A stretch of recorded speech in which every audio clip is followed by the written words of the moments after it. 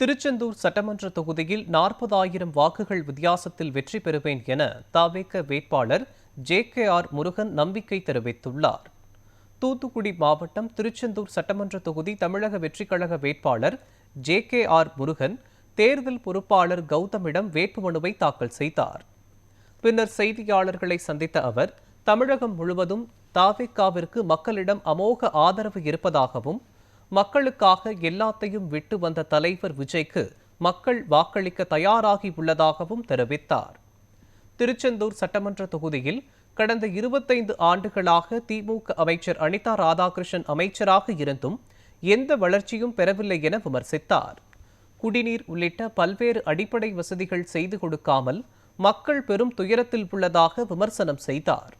மேலும் மீனவ மக்களுக்கு கொடுத்த வாக்குறுதி எதையும் செய்து கொடுக்கவில்லை என கூறிய அவர், திருச்செந்தூர் தொகுதியில் 40,000 வாக்கு வித்தியாசத்தில் வெற்றி பெறுவேன் என நம்பிக்கை தெரிவித்தார்.